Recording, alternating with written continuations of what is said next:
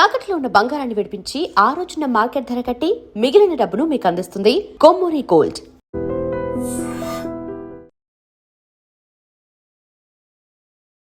నమస్తే అమ్మా.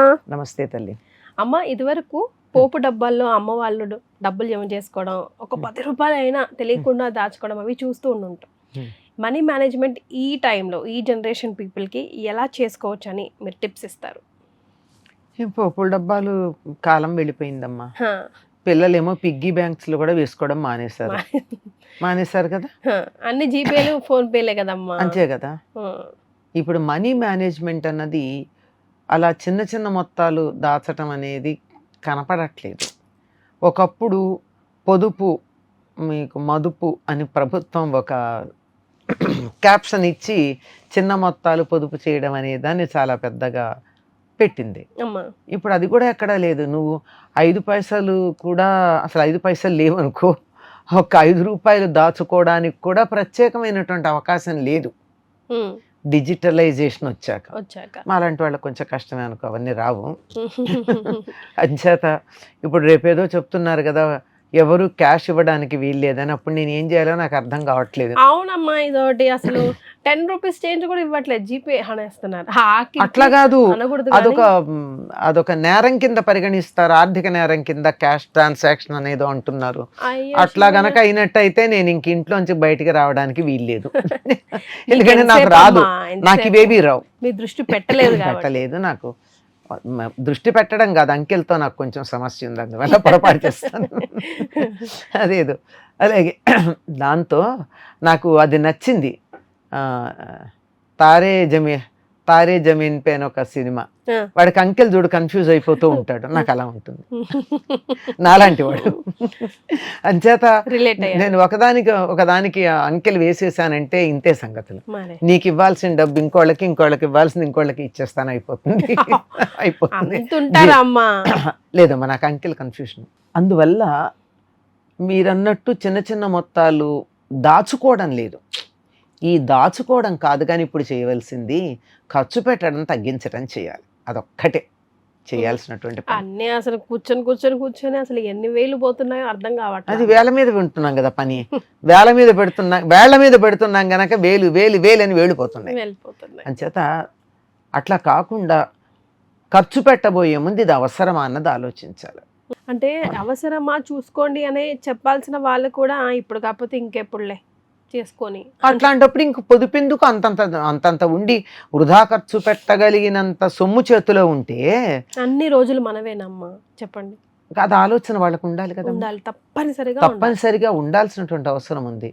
ఇది మనకు ఒక మాట ఉందమ్మా, అది మనకు అది వ్యాపారస్తుల్లో ఉంది, ఏట్లో వేసినా ఎంచి వెయ్యాలి అని. మరే నువ్వు ఆ రోజుల్లో కాన్లు వేసేవారు, రాగి కాన్లు నీటికి మంచిదని, నికెళ్ళి వేయకూడదు అనుకో. అది వేస్తున్నా కూడా ఎంత వేసామో అని వాళ్ళకి లెక్క ఉండేదట. ఏట్లో వేసినా ఎంచి వేయాలి అని చెప్పేటప్పుడు గుమ్మంలోకి వచ్చినటువంటి బిచ్చగాడికి వేసిన లెక్కగట్టి వేసేటప్పుడు అలాంటి పరిస్థితులు ఉండేవి. ఇప్పుడు అసలు దేనికి కూడా లెక్క లేదు అన్నారు. ఒకటి లెక్క లేదంటే అర్థమైంది ఏమిటి, మనకి దాని గురించినటువంటి లెక్క రాసుకోవడం రాదు, దాని గురించి పట్టించుకోవడం లేదు. లెక్క చేయడం అంటే పట్టించుకోవడం అని అర్థం. పట్టించుకున్న వాళ్ళు లెక్కగా చేస్తారు. అది లేనటువంటి పరిస్థితి వచ్చింది. మనం చాలా పరిస్థితులు చూస్తున్నాం. రేపు ఎట్లా ఉంటుంది అన్నది ఈ రోజు మనం కనీసం ఊహించలేకపోతున్నాం. ఎంతమంది ఉద్యోగాలు ఈ మధ్య పోయినాయమ్మా. సాఫ్ట్వేర్స్ వాళ్ళ పరిస్థితి అయితే అగమ్యగోచరం. ఇప్పుడు ఇంకా చాలా మంది లేఅవుట్ అంటున్నారు. ఎవరి మీదకి ఏమొస్తుందో తెలియని పరిస్థితి, అంతే కదా. అందువల్ల జాగ్రత్తగా ఉండాలి. దీనికోసం ప్రభుత్వమే లేక బ్యాంకులు పెట్టినటువంటి పథకాలు ఉన్నాయి కదా, వాటిల్లో జాగ్రత్త పరుచుకోవచ్చు. ఇంకా అదే ఆప్షన్. ఎందుకంటే ఏ నోట్స్ కి ఎప్పటి వరకు వాల్యూ ఉంటుందో ఓడుతుందో కూడా తెలియని పరిస్థితిలో ఉన్నాం. అవును, డబ్బులు కూడా క్యాష్ దాచుకోవడానికి కూడా లేదు కదా. రేపు ఏ నోటు పనికిరాదంటారో తెలియదు.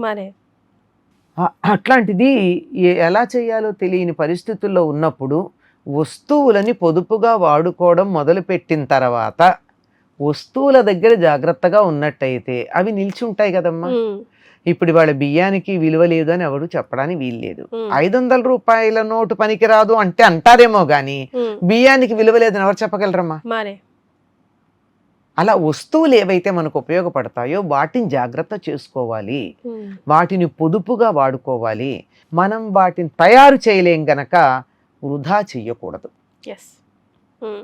కనుక అన్నింటినీ కూడా జాగ్రత్తగా వాడుకోవడం. ఇప్పుడు అవుతున్న వారే దానికి బిగ్గెస్ట్ ఎగ్జాంపుల్ అమ్మా. అవును, ఎంత డబ్బున్న దేశాలన్నా ఉమ్. ఇప్పుడు ఈ వస్తువులు లేకనే కదా విలవిలలాడిపోతున్నాయి.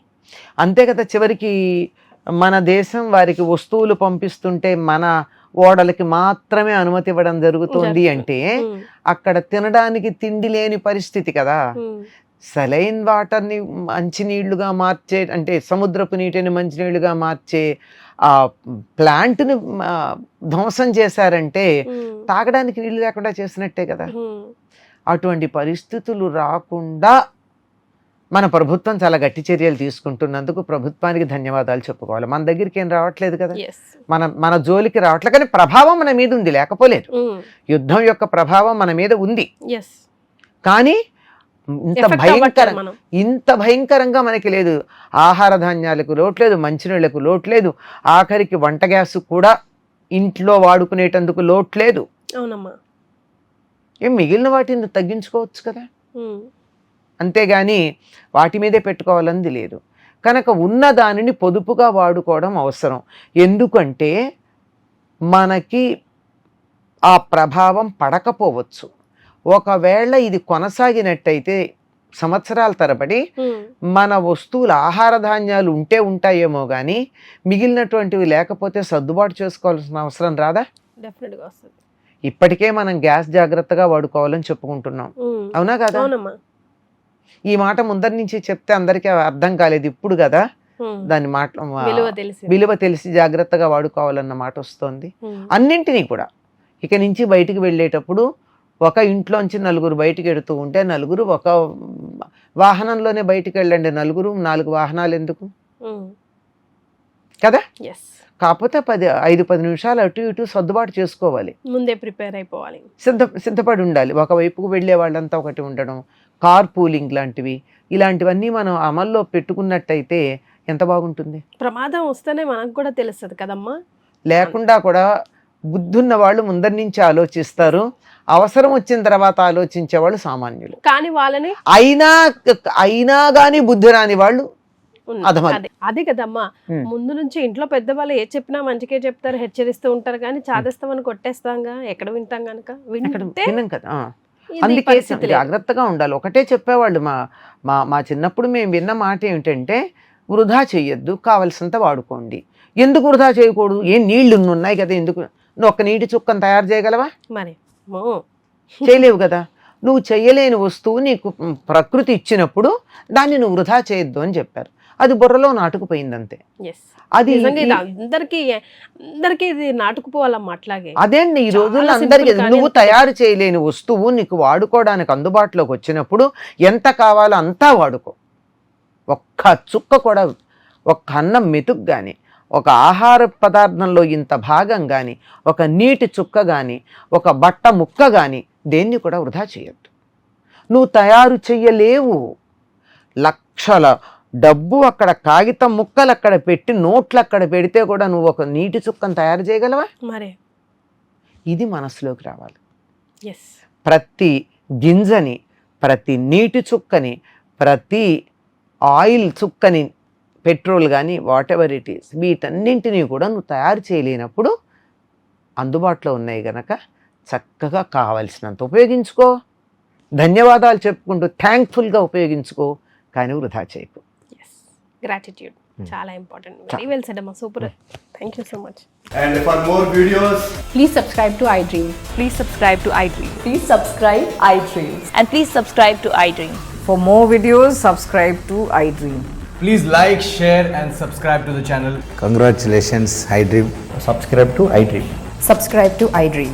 So subscribe to iDream Media. iDream team andarki huge congratulations. Please subscribe iDream Media. Please subscribe to iDream. Subscribe iDream. Please subscribe to iDream.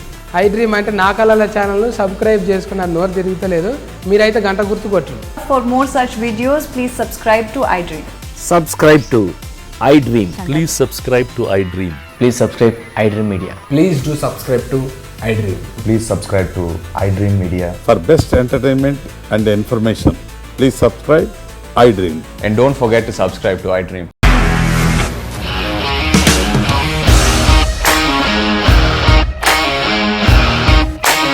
ఇండస్ట్రీలో కమిట్మెంట్ ఇష్యూస్ వస్తే నీకు కూడా వచ్చినట్టు మార్నింగ్ తీసుకెళ్ళాలంటే కొట్టి పడేస్తాడు.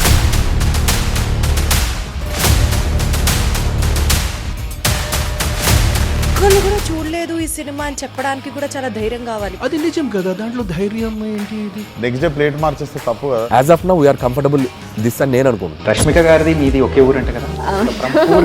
నీకు కోపం వచ్చిందంటే బాగా తిట్టేత్తరా? తిట్టేద్దామండి. నిజంగా గేమ్ ని ఎలా చేంజ్ చేయగలిగారు? ఏపీఎస్ఎఫ్సి వాళ్ళకి 6 నెలల్లో నేను 6 లక్షలు కట్టా. బిజినెస్ చేయాలనుకుంటే it is as difficult as riding a tiger.